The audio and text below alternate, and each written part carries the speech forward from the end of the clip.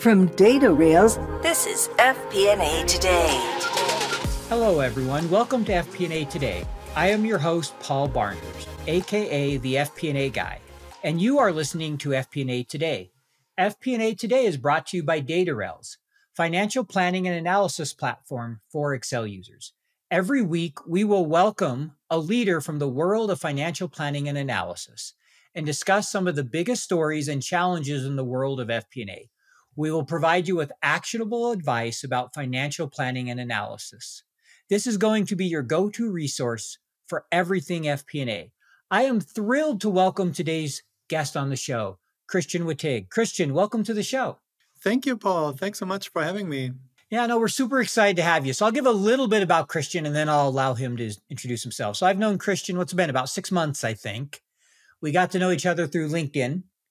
And, Christian is a LinkedIn influencer. He has his own course, FP&A Bootcamp.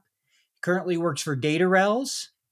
And he has worked for companies including Unilever, Squarespace, about last 13 years in FP&A, and he's a real expert. I'm really impressed with all he knows. So we're lucky to have him on the show. And we'll go ahead and get started. Christian, can you take us maybe a little bit through your career and how did you get where you're at today? Sure. So I started my career in Switzerland. Originally, I'm from Germany. That's where I grew up. But I actually never worked, not even a single day I worked in Germany. I immediately after college, I started in Zurich, working for Procter Gamble, partnered with the sales team there, which was great because the sales managers, they're experts in managing, professional relationships. And so I learned a lot from them about business partnering. And then I spent some time in the headquarters for Europe in Geneva at Procter Gamble. And then I moved to the States because my wife lives here, grew up here. She's from Oregon originally. And so I moved to New York City and transitioned to Unilever. So Unilever is also a large multinational consumer goods company like P&G. You may know it from brands like Dove or Magnum or Breyers. And there I had the opportunity to do a number of different FP&A roles, partnering with lots of different teams. And I was also fortunate there after a few rotations to be promoted to lead my own team. It was about 6 years ago. And so I partnered closely with the marketing team, with the logistics team. And then after spending about 10 years in consumer goods, I thought, okay, it's time to try something different. And so I joined Squarespace, which is a tech company. They make website builder software to lead the marketing and growth FP&A team there.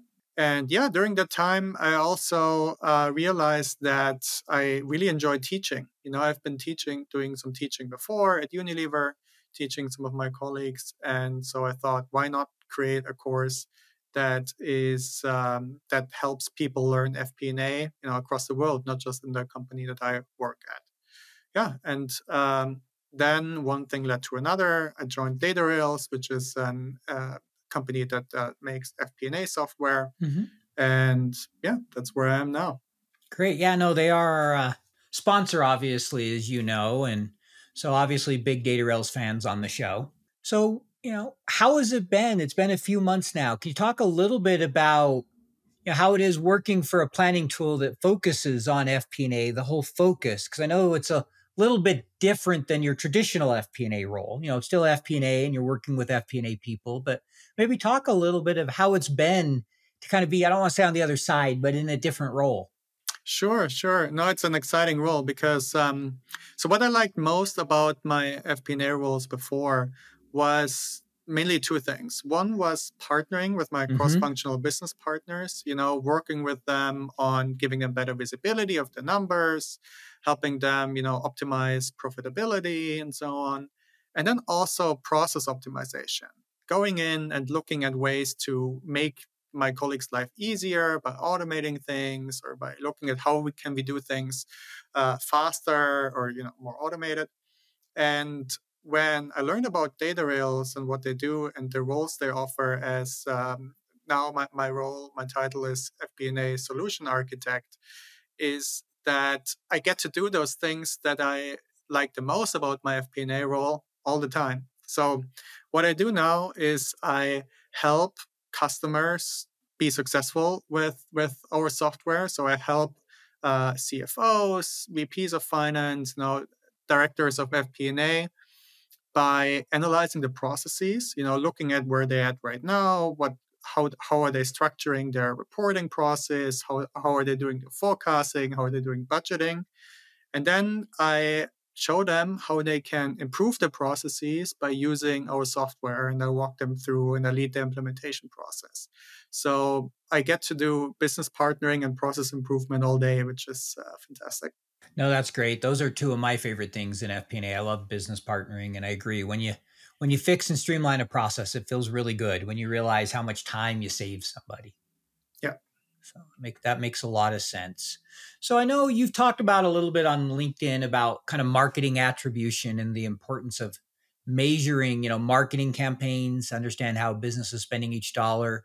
I think you've supported in the past some marketing leadership, and obviously that's a big thing, I'm sure, with Squarespace, a lot of marketing campaigns and stuff. So you can talk a little bit, how do you think about tracking the spend? Yeah, that's right. So over the years, I partnered with many different teams, HR, logistics, factories, R&D, but I spent a lot of time working together with the marketing leadership team. And what I learned there is that tracking marketing spend and calculating return on marketing investment, it can be tricky because most companies, they run multiple marketing channels at the same time. They may have a TV campaign, or they may advertise podcasts or radio, print, Google search ads, etc. And they all run at the same time. And you're trying to understand, okay, how well is our podcast campaign actually working, right? And that can be tricky because you can't just look at how does our revenue growth look, because then you're taking into account all those different campaigns that happen at the same time. So you need to do what's called marketing mix modeling. That's a way of using some statistical tools to kind of really look at, okay, how can we isolate a given campaign? But the challenge is, even if you go out, you can buy marketing mix modeling from a third party. You can hire a data science team to maintain it. But what's interesting is, even then, you'll never get perfect accuracy, because the funny thing is, you can ask someone who bought your product, hey, which of our marketing channels, why did you choose us? Was it a TV campaign? Was it radio? And often people, they can't even tell, they don't know what really caused, why they made a decision. And that's why it's one of those areas in FP&A where it's an art and a science. You have to find the right balance between, yes, you want to be data driven and make your decisions based off of data and facts. But at the same time, you need to acknowledge that you'll never get perfect accuracy through your data. So you need to be okay with making some assumptions and finding the right balance there, which is what I find really interesting. No, that makes a lot of sense. And I think it was about a month or two ago, I was reading an article that was talking about the friction between marketing and finance. And one of the advices it gave is basically the CMO and CFO need to align on how they're going to measure things and recognize it's not going to be perfect, but at least agree to what all the metrics will be. So there's not that constant argument of, oh, no, it was the pod. No, well, that doesn't look right because we're looking at it this way and you're looking at it that way. Even if it's not perfect, that alignment allows you to get over the friction and the argument of, well, no, that dollar doesn't seem to be spent right because my data says this. Well, your data says that. I supported a marketing business. We didn't do much marketing, but we did marketing for automobiles. And so we did a lot of attribution stuff for our customers. And I remember them talking about that and seeing models. My boss was like, well, no, you can't assume that every dollar that was all because of us. You got to recognize there's other channels like you talked about. So that makes a lot of sense. And, being willing to operate with assumptions and in the gray. It's not, we like that when we're analyzing something to be able to say, well, this is what caused it. Yeah, you can't sometimes. Right. Yeah, operating in those gray areas is also an important skill in FP&A. If you're always trying to get perfect data, then you're likely not going to take enough risks and make enough decisions. So you really need to look at, okay, how much uh, how much do I need to be comfortable? What is my level of risk that I'm willing to take? How much would it cost? Making sure that we not never bet the entire company, but then going for it. Because we Mhm. also need to be careful. Sometimes in finance and FP&A, we're seen as the people who are always conservative and who are always saying no to taking chances. Mhm. But if you're in that corner, you're not really able to become the strategic advisor, that we like to be. So yeah, it's important to get comfortable around taking risks as well. It really is. And there's a little bit also, you're not just taking risks, but some people want the data to be perfect. And that last mile is too costly. It's finding and it's a little bit of a science and a little bit of an art, but when is the data good enough to make a decision? When do I Right. feel that there's enough confidence here, like you mentioned, risk, that, I'm in the right direction? And it might not be perfect, never will Mhm. be, but you just got to get that comfort. And I agree with you. It's really important that finance sometimes be willing to take a risk and help support the business and an idea when everything isn't perfect. Right. They just need to be calculated, as I like to say. Right. So, when it comes to supporting marketing, because I know you've done a lot of that, if our audience asked you for one piece of advice around supporting the marketing business, so if you could give them one piece of advice, what would that be? Yeah. Actually, and that applies to business partnering in general, not just to working with the marketing, is go out and ask more questions. Be curious. That's really the best advice I can give you, because the best finance business partners that I've seen spend more time meeting with their cross-functional business partners, learning about the business, than with their finance counterparts. And when I talk about that with junior analysts, they say, oh, well, but if I ask a lot of questions, I'm just wasting my business partner's time. That doesn't really make sense. But actually, you can add value and you can help someone, even if it's just even if all you're doing is asking questions, because you know what the best executive coaches do? That's what they do. They ask questions and um, they help the people that they're coaching to discover insights that they haven't thought about before, or think outside of the box, just by asking the right questions at the right time. So that's a super important skill that helps you in any FP&A role and any business partnering role. And the best way to practice it is just go out and do it. And then, as a side effect, you're not just helping your business partners think differently, you also learn more and you build business acumen. And that's critical, because the more you understand the business, the drivers, etc., the more you know what the numbers are saying, and the more you can make connections. And that is a very valuable skill, because it allows you to make recommendations about what the numbers suggest the leadership team should do. There's a lot to unpack there, a lot of great advice. And the first thing I'm hearing you say is, one, be curious, be willing to ask questions. I had a boss that in meetings often dominated the meeting. He asked so many questions. And sometimes I Hmm. was like, all right, why are there so many questions? But he always knew what was going on. He knew the business inside and out, and he provided really good advice. And this was someone at a senior level, right? This wasn't a junior analyst who was asking questions all the time. So being curious is always important. And then really getting to know the business. And that's something I've tried to pride myself on throughout my career. Whatever Hmm. role I have is being viewed as an expert, and not just on the finances, but on the broader role of the business. And I've had times where people have come to me and asked me how things work. And I'm like, wait, isn't that supposed to be your job? Like, that's your function. And it makes you so much more valuable than just understanding the P&L, and allows you to be part of those discussions instead of just sitting in the room and being the no guy or the conservative guy. Well, that's too Right. risky. Pointing Right. out the negatives. And that is a great point. I really like that advice, and kind of dovetails in what was going to be our next question, asking a little bit about business partnering. I think you kind of you covered that. So next question here, is a little bit, you talked a little bit about launching your own course. Mm-hmm. Maybe can you talk just a little bit about how the experience has gone? What is it you like about teaching so much, and maybe what you've learned that's made you a better FP&A professional from teaching others?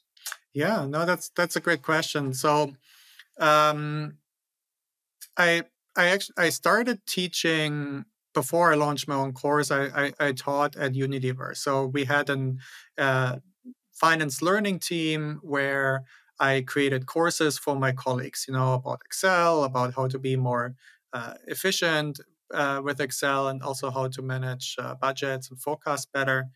And what I realized is a lot of fun is, first of all, figuring out how to design the course to give people an option to practice, because I realized myself that the best way to learn something is to practice it.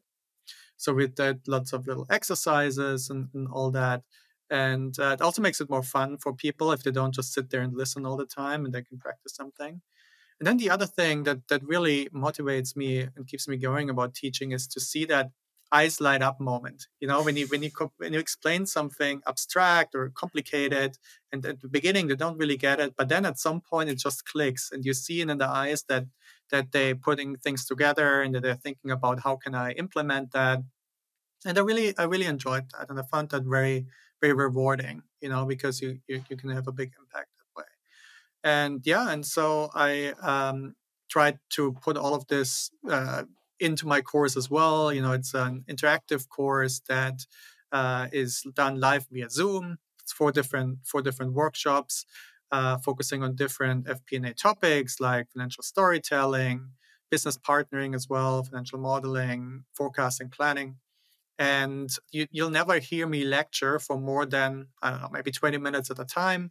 There's lots of breakout room discussions and exercises, even a few role plays where I wrote scripts for people to step into the shoes of a finance manager, or maybe a marketing manager or sales manager, and give them a chance to practice the techniques that we're talking about, the frameworks, in a safe space, right? Because practicing things is sometimes hard when you're in your job, because you feel pressure that you need to always be at your best, and stepping out of your comfort zone and trying something new can sometimes be challenging. And so I created this environment in FP&A Bootcamp where people can do that, and also where they can learn from each other as well. No, that's great. And I love how you talk about it being interactive and how you enjoy seeing that moment when the eyes light up, right? We've all seen that. And that's something I love. I've always loved teaching as well. And, I've done some of it at work. Most of my experience, I worked with scouts and youth for years. Mm-hmm. And when you see that kid get something, it was always, kind of the highlight of the day when they're like, all right, they're actually getting this. They're understanding. Right. Versus those moments when you're like, have they heard a word I said? But that's another story. So, right. You know what it is like. 13 different spreadsheets emailed out to 23 different budget holders. Multiple iterations, version control, errors, back and forth updates. You never really feel in control of the consolidation and collection process. Yep, I've been there. Stop, breathe. Datarails is the financial planning and analysis platform for Excel users. Datarails takes data from all your company's disparate sources. No organization is too complex, consolidating everything into one place, secured in the cloud. Now all your data finally talking to each other. Everything is automated back into your report in Excel. Cash flow, FX conversion, intercompany transactions, now automated and up to date. Drill down and variance analysis in seconds. Don't replace Excel, embrace Excel. Turn your Excel into a lean, mean FP&A machine. Find out more at www.datarails.com. All right, well, no, that's great. So in October, you're speaking at the Association for Finance Professionals. Mm-hmm. Can you maybe provide our audience a little bit of a sneak peek, a little bit of what you're speaking about, what the subject is? Yeah, I mean, you're acting like you don't know about it. I'm actually going to be speaking there with you, which I'm Oh, really wait, am looking I forward speaking? to. Yeah, Oh. no, so sure, I'm happy to talk a bit more about that. So for those of you who don't know, AFP, the Association for Finance Professionals, it's one of the largest networks for treasury, finance, and FP&A professionals. They offer certifications, and they have this annual convention where they bring a number of high-profile speakers. And so I was thrilled when I was selected to speak there at AFP this October in Philadelphia. And in terms of what we will be talking about, as finance business partners, we hope to be strategic advisors to the business and drive profitability, sustainable growth. But to get there, we need our cross-functional business partners to be willing to give us a seat at the table, right? They need to let us in. They give us the information we need. We need that seat at the table where the decisions are made. And in this talk at AFP, I'll talk about how to create an environment of trust, because that trust in professional relationship, that's really the foundation of successful business partnering. And we'll go over the findings that Google had with a project that they led to look at what makes the most successful teams, what differentiates them, what makes the most successful teams successful. And then we talk about concrete and actionable ways for finance professionals to build trust with their business partners, and we'll cover a framework, how you can audit your existing professional relationships to see whether course correction is necessary. And we'll end with hopefully concrete advice you can apply right away on how to improve your existing professional relationships. So I'm really looking forward to it. All right. Well, it sounds really exciting, the conference. The Association for Finance Professionals, as you may know, we had Brian Lapidus on the show a few weeks ago. And I'd highly recommend anyone who wants to learn more about all the resources they have, listen to that podcast. He had mentioned that we'd be speaking at that event together. And I think it'll be really fun to talk about trust and how important that is, because that's a huge topic, that seat at the table. If you don't have the seat at the table, you can't be the FP&A professional that FP&A needs and the business needs, frankly, not FP&A, but the business, because we really should be trusted advisors. So that's a great topic. And like I said, I'm looking forward to speaking with you. I'm sure at least half of it will be great. I'm sure your part. Mine, I'm still figuring out, but we'll get there. As you look over your career, we're going to shift gears here a little bit. Sure. You look back over the last 12 years of FP&A. What is the one accomplishment you're most proud of from your career? An answer you'd give in a job interview. What would that be? What did you tell Datarails?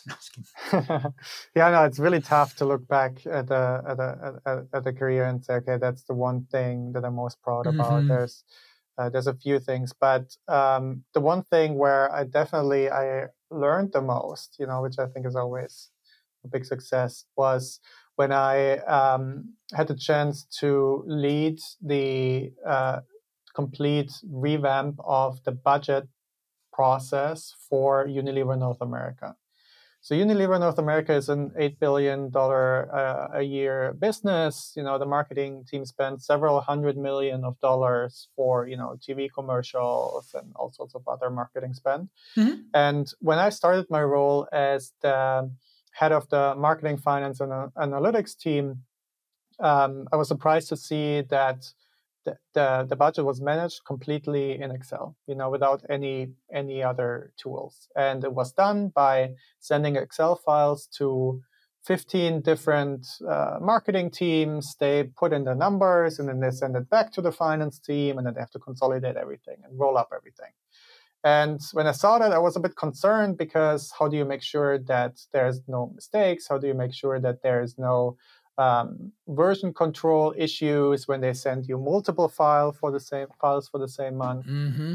And so I asked if we can, look into getting a tool to do this. And at first, the IT team said they don't have budget for that. I have to go and ask the CFO if I can get a special budget for this. So I went to the CFO. And initially, and told them, look, we're going to save so much time for the team. We don't have to consolidate all these Excel reports anymore. and it will all be a lot easier to manage, and people get their numbers faster, and the leadership team get the numbers faster. But he wasn't really convinced. He wasn't sure if the investment was worth it. And so I went back to the drawing board and I thought about, okay, what does he really care about the most? And what he cares about, the CFO, was that the numbers are right and that there's no issues from a financial controls point of view, And so I went back and I said, well, if we get the system, there's an audit trail. You can go back, you can check the numbers, you can make sure that everything aligns and it's, simple to do, and you can do everything in the software. And that convinced him. And so we got the funding, and I went out to look for who might be the best vendor to do this for us. I interviewed the vendors, and then we started the implementation. And when we were, right in the middle of the implementation, I ran into some issues, and that was really interesting challenge, because the marketing team, I got some pushback. They didn't want to use the new software. They wanted to keep using Excel because that's what they know, what they're used to. They say it's faster. They said they don't want to invest the time in learning. They don't have the time to learn a new system. They're too busy. And so what I ended up doing is I found the two marketing managers who were the most critical of the system, and I brought them into the project management team. And that made a huge difference, because they were in the meetings, and I asked them, hey, what would make this successful for you? How would you like this software to work to really take work off the plate of your people, of your teams, of your direct reports, and of yourself? And that completely changed the dynamic. All of a sudden they were working with us instead of against us. We were brainstorming together, and in the end, they became some of the biggest supporters of the tool. And having and them going out to the rest of the marketing team, it's about 30 people, and talking to them about the benefits and how it works and how their concerns were addressed, that made all the difference. And in the end, we got broad buy-in, and implementing the software was a big success. So. And it didn't only save my team, the finance team, the FP&A team, a lot of time and effort, but also the marketing team in the end. So yeah, that was one of the things I'm most proud of. No, thank you for sharing that. And what I really liked and what resonated to me, and I think should resonate with the audience, is when you have those detractors, bring them into the process. Because if you can get them on board and address their issues, it's much easier to get everybody else on board. Because there's usually always one or two that are vocal, whether they're in your own department or somebody else's department. So I think that was a brilliant move on your end, on both ends. First, figuring out, what does the CFO want in value? Mm-hmm. And how can I make sure he's seeing the tangible benefit? And then doing that same type of thing, figuring out, how can I get marketing on board? And addressing both those head on versus, well, just this is what we need to do, and trying to push it down people's throats, see it my way. Because that rarely ends up in a good implementation, if ever. Well, that's some really good advice. But there's one other thing. You mentioned, the project was trying to improve the budget and forecasting process. And obviously having good tools is huge for the budgeting and forecasting process. But maybe share some of your thoughts around just best practices in general around budget and forecast. Like, are you a big fan of rolling forecasts? Some things you think about the budgeting process. Maybe what are some of your best practice tips for companies that are thinking of revamping their budgeting and forecasting process? Sure. So for me, for budgeting, and also applies to forecasting, it's really not just about the number that you get on a piece of paper, right? Or the P&L that you get. Because as soon as you lock down the forecast or the budget, the numbers probably are already wrong, because in the end, business environment is very dynamic, and things will be different than you forecasted. So when it comes to annual planning, you'll actually get much more value from the process itself. There's this quote that says, I think it was Eisenhower who this quote is attributed to. It says, plans are nothing, but planning is everything, right? So you want to make sure that you give through the planning process, you give the team an opportunity to take a step back, get out of the day-to-day of the busyness, and really think about, do our strategies still work? How do those strategies turn into action plans, and how do we measure those action plans and determine whether we are on track or not. And that process is what adds a lot of value because it drives conversations that you wouldn't have otherwise. It gives you an opportunity to identify risks early, identify opportunities early. And another tip I have for specifically, for that is try to forecast ranges. Don't just get a point estimate, but get a range, because when you have a range, you can look at the worst case scenario and the best case scenario and think about ahead of time, or what will we do as a company if the worst case scenario happens? How will we capitalize on the fact and accelerate the business even more when the best case scenario happens? And if you do that upfront during the forecasting or planning process, you have the chance to respond much faster. You're not only faster, you also make better decisions, because you don't make the decision on the spot when you're in the middle of it. You think about it upfront and you plan it. That's great advice. I mean, I really like the point about scenario versus just a point estimate, so that when you're in that situation, you've already decided what you're going to do. When it's widely different than maybe your base case, whether it's bad or good, because both of those require different decisions to be made. So a lot of good advice there. And the second is not about the numbers, it's about the process. That is so important. I mean, so many people think it's about the numbers. And, I always like to joke, if I could forecast accurately, I wouldn't be working in FP&A. I'd be sitting on a beach somewhere because I would have made a fortune already. Right. Because none of us can really truly forecast accurately. It's about making good assumptions that allow us to get the general direction of where something's going. Next question here. What would you say is the biggest challenge in FP&A today? Oh, yeah, that's a good one. So, what really is different today than it was 10, 15, 20 years ago is we have more and more data, right? We have more data. Companies are investing into the quality of data as well. So a lot of the data that maybe we had before, now it's useful and we can actually make something off of it. And to me, that's one of the biggest challenges, but also the biggest opportunity, because FP&A teams have to process and analyze all that data. And ideally, they're not just focusing on financial information. They also look at data that's produced that can be leading indicators like traffic to your website or inventory data, headcount data. Ideally, FP&A should look at all of that. Mm-hmm. And that's a challenge because it's a lot of data to deal with, and you can't really continue with in the same way you've done it in the past. In the past, you would just download everything, put it in an Excel sheet, run a pivot table, and that's it, right? But if you're talking about big data, that's not enough. You need to look at do I have the right software to handle the data? What's the right tool? Do I want to stay in Excel? Do I want to get out of Excel? So that's challenge number one. And the other one is also is about democratization of data. So because the thing is, information is power. And sometimes, especially in large companies, departments are a bit siloed, and they're sometimes hesitant to share all the data, all the information they have broadly with the finance team or with the rest of the company. They do that because they think, well, we know best how to make those decisions. If we share the data, then they're trying to tell me what I should do. And if anything, it's just going to slow things down. But the thing is, FP&A really can add more value the more data they have access to.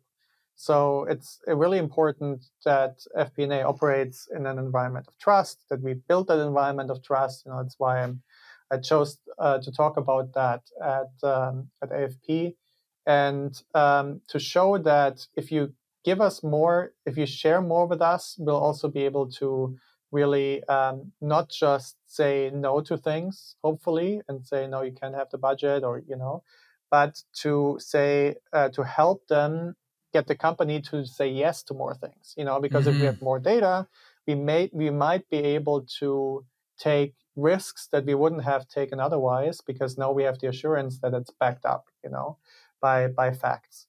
And that, for me, handling that big data is the biggest challenge and the biggest opportunity for FP&A. And I would agree with that. And kind of an interesting point to that is I read something the other day that said the average job application or not job application, job posting for FP&A since the beginning of the pandemic, the number of skills they ask the average person to have has increased by 23%. Oh, wow. That's interesting. And if you look at that, and I haven't done the analysis, but I'm pretty sure most of those are around data. As I heard someone say the other day, George Mount, great follow on LinkedIn, he was listening to somebody talk about data. He said, it's actually going to become more complex, not easier in the future. And the argument was, yes, we're going to get more low code, no code tools. But because it's so easy to get data, we're going to have so much more data that it's going to become more complex for us to handle and to find those connections. And I thought that was interesting because we keep thinking, oh, the tools are getting better. It's going to make data easier. And this guy who was a professional was saying, actually, it's going to get harder for most of us. It's like, wait a second. Then why are we, implementing all these tools? And obviously we need them, but it may get harder in some ways, but it opens up all those opportunities you talked about. Because you really dig into the data and understand something that maybe people don't realize or they have the total opposite view of and bring that to the business. It can generate thousands and millions of dollars. It can be big business. Right. So that's I agree with you, great opportunity and definitely a challenge as well. So now we're going to get a little more personal here with this next question. So what's something that not many people know about you? Something we wouldn't find online? Yeah, so what many people don't know is I'm a trained judo instructor. So I don't coach anymore right now, but I did it for over 10 years when I was younger. And I actually started teaching judo to kids when I was 16 years old. And it was what motivated me to study business in the end and aspire to become a manager, because it was really eye-opening for me to see, when I had the kids around me and was teaching, is how the right words at the right time can have a huge impact on how motivated someone feels, and how willing they are, to go the extra mile and to work just a little bit harder to be successful at the sport in that case. But the same applies to business as well. So yeah, I'm really happy that I did that, and I learned a lot from being a judo instructor as well. Well, great. Actually, that's one I didn't know about you. So that's a great one to share. And I could see where that'd be a lot of learning and, working with kids and helping you realize you had a passion for instructing others, regardless of whether it's FP&A or judo or Excel or whatever it might be. Yeah. Speaking of Excel, leads to our next question. What is your favorite Excel function and why? Sure. So my favorite Excel function is index match. And I like to tell people that they should please stop using VLOOKUP, because VLOOKUP is a static formula and index match is dynamic. What does that mean? It means that if your source table changes, so where you're getting your numbers from, if a column gets added or things get moved around, your VLOOKUP will be wrong, but your index match will still work, and that's not the only thing. The worst thing to me about VLOOKUP and the best thing about index match is it's transparent in terms of what's going on. If you press F2 in Excel and look at the formula and what the formula does, VLOOKUP doesn't tell you much, right? Because you need to know, how many columns you go over to the right, etc. But with index match, it highlights which row and which column, you're referencing. And that makes it really easy to see if there's a mistake and really easy to audit your formulas. And yeah, that's why index match is my favorite formula, and I recommend everyone learns it. It's actually not that difficult to learn. It's going to take you maybe 10, 15 minutes and you'll get it. Yeah, no, I'm not surprised you said index match. I know you've posted on that one on LinkedIn a few times. And, for anyone who's interested, you can go find the post. I put a comment voting for XLOOKUP, but we won't get into that full discussion today. But index match is a great one. And there's, definitely learning how to do lookups is really important. Yes. And understanding the strengths and weaknesses to get the job done, which regardless of which one you use, or if you use Power Query. But understanding and unlocking how relationships work is so valuable in Excel. Because without it, you really limit what you can do. And index match is a great formula. So I've definitely, a lot of people, that's a favorite. So actually, we've got two more questions. So not last question, but second to last question here. If you're going to offer advice to somebody starting a career in FP&A today, what would be the one piece of advice you'd give them? Yeah, if you're just starting out, the most important thing is that you look for ways to step out of your comfort zone. You know, when you're new in any role, but especially also in FP&A, is you need to make sure that your learning curve doesn't flatten. You know, there's so much you need to learn in FP&A, the technical aspects of financial modeling, Excel, forecasting, and then all the interpersonal skills, you know, of influencing people, business partnering, budget management, which has a big interpersonal component as well. The only way to learn that is if you put yourself into situations where you're maybe a little bit concerned about it, you've never done it before. But if you take that step out of your comfort zone, the magical thing is that your comfort zone will grow, and so that things that a few weeks ago were kind of scary are now seem a lot easier. So do things like asking if you can present the financials to the CFO or the CEO, instead of your boss doing that, or ask to speak at a company town hall, or manage a process improvement project end to end. All those are things that help you grow your comfort zone, help make sure that you keep learning, and then as a result of that, you'll build the capacity to succeed in bigger and more rewarding roles. Great advice, getting outside your comfort zone. We had Gemma DeVee on the show from the UK, and she mentioned her dad always told her, the magic happens when you get outside your comfort zone. And I've actually been trying to get my daughter on a few things she's been scared to do to understand that concept. I've shared that with her. And she's like, well, what about fear? And I'm like, well, you'll be okay, trying to help her understand. And it's funny how that applies when we're 5 and when we're 50 or 70. Right. It applies throughout our whole life. Get yourself out, get outside that comfort zone. That's great advice. So we'll go ahead and, kind of finish there and just wrap up with, if people want to learn more about you, about your course, where do you recommend they go? Yeah, they can go to my website at fpaprep.com. So FPA like an FP&A, prep.com. And if they want to learn specifically about the course, the best way to learn about it is to go to fpaprep.com/course. All right. Well, perfect. Well, we'll go ahead and end there, but just saying thank you for being on the show. We really appreciate it. And, I'm sure our audience will really enjoy this as much as I did. So thanks again, Christian. Appreciate your time. Thanks so much for having me, Paul. It was great.